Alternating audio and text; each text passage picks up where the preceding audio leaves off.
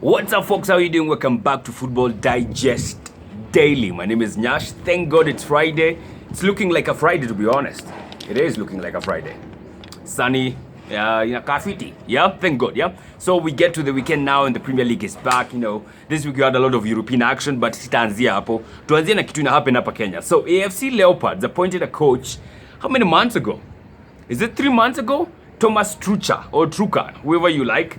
But apparently the coach wants to leave AFC Leopards. Apparently his agent has been receiving death threats in Kenya by people they don't know of. Of course, they are new guys in the country. So he said, actually made a statement, I think on Wednesday, is it Wednesday?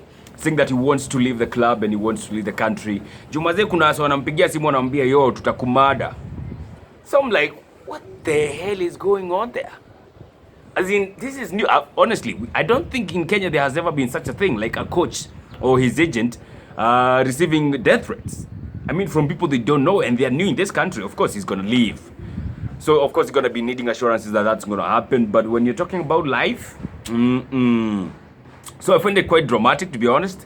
I don't know what's going on there. I thought once they appointed that coach, they're going to be doing fine. I mean, they won their first game against, who was it, Tusker FC. They beat Tusker FC. So all of a sudden, he's receiving death threats. What for? Hata haja coach more than a game. He has only coached one game, only. Now, fulani washaanza kumtumia vitu funny. I mean, it's crazy. This is going to be interesting. We're going to be keeping an eye on that one. Yeah? So let's get back now to the European action. Of course, so much has been happening since Tuesday. I think I talked about what happened on Tuesday. Let's talk about what happened on Wednesday. Yeah, because we had Group E, F, G, H in action. Of course, the most interesting ones is likes of Group H, where we have Man United, Paris, Leipzig. Hizo ndizo most interesting. Like in Group E, we had Chelsea taking on Sevilla. What a game that was, maze. Giroud, 4 goals, a perfect hat-trick, left leg, right leg, kichwa. When I look at that, and then I recall the kind of Giroud we had, nasikia vibaya kiasi. Giroud hakuwa clinical akiwa Arsenal, to be honest. He wasn't. He was not. And the one thing that comes to mind is the 15-16 season. Yeah, where he went on a goal drought kutoka January hadi mid-March. Kama si hajafunga bao yote. It's the time he went on a goal drought, and I'm freaking sure yeye ndio ilifanya Ozil asibreak ile record ya assist ama kuifikisha. So it's crazy. I absolutely hate the fact that now he's flourishing and, but it is what it is. Umse simkumbuki akiwa clinical. Kwetu hakuwa clinical. Alienda Chelsea akakuwa clinical. All right, we take that like a slap on the chin and you move on. But he had a fantastic game against Sevilla, scoring 4 goals again. But this Sevilla nilikuwa chekini wanoma, so I did not expect it to be one-sided like that. No, sikuwa expect to be one-sided like that, but that's what it is. So Chelsea are definitely going to be topping that group, and they have a game to spare for that respect. I think the only issue there in that Group E is who is going to be going to the Europa League. It's not yet clear between Krasnodar and Rennes. So Rennes have, I think, a single point. No, Rennes have 4 points. Krasnodar has 1.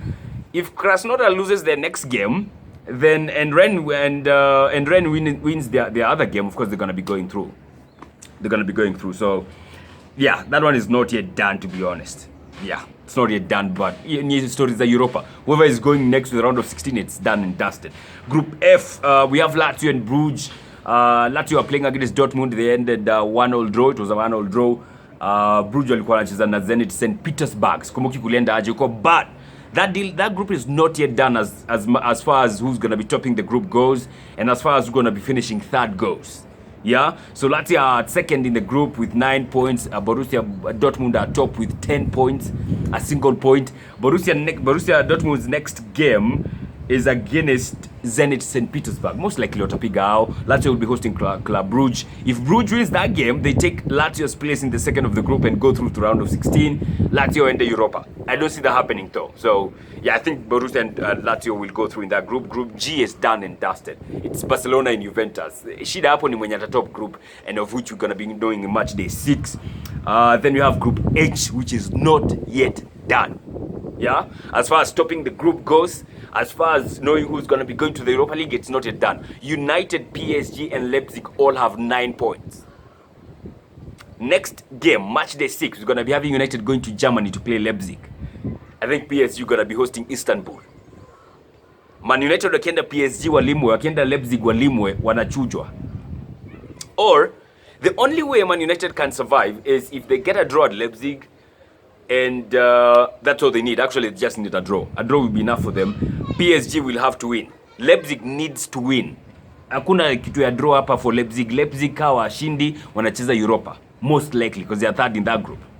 So it's going to be an interesting group, that one. Matchday 6 next week. Next week Tuesday na Wednesday. Kukata na shoka hizo games zitakuwa kali mbaya. Then of course yesterday we had Thursday night football. Arsenal playing against Rapid Vienna, and we won that game 4-1. Very easy game. Fantastic goals by Lacazette. Actually, the Lacazette goal was superb. Was a heck of a screamer. Pablo Mari came back into the squad and got a goal. I'm a big fan of Pablo, so him coming back and getting a goal is something very good to see.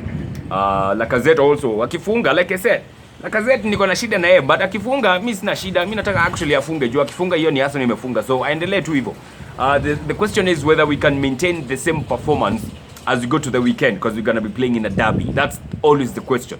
Juu tunacheza po Europa, but ikifika ni ligi, another story altogether. So we're going to be waiting to see if we can take that performance to the league. Pepe had a fantastic game yesterday. Reece Nelson had a good game. Smith Rowe came off the bench to score. Overall, I think we had a good game. Yeah, Randerson didn't do much. Cedric was fantastic. Ainsley Maitland-Niles had a fantastic game. So all around, I think jana wamecheza poa. The team we are going to be playing with on Sunday, they were also playing yesterday against LASK. They came out on with a 3-3 draw. Yeah, so Spurs walikuwa wacheza na LASK. So it's going to be interesting to see what exactly happens there over the weekend. Of course, the fans were back yesterday. We had 2,000 fans in the Emirates Stadium yesterday. And it was good to see, man. It was good to see. I'm sure the players were psyched up kidogo because of the fans coming back. You could hear them say that in the comments. Not in the comments. In the post-match interviews. Yeah, they were excited to have fans back, and it was honestly good. It was really good. There was even one fan who had this bring back Mesut Ozil banner. Yeah, and a Mesut Ozil scarf. Yeah, it's good to see those things happening. I mean, zilikuwa zimemisiwa. All right? So that's all there is to digest today. Today we might not be having the Matchweek Digest. It might not happen. Yeah, but I'll keep you posted on anything to do with that, and if it shall happen, tutaona tu. I'll of course let you guys know. All right? That's all for now. Fantastic weekend. Take care of yourself. God bless.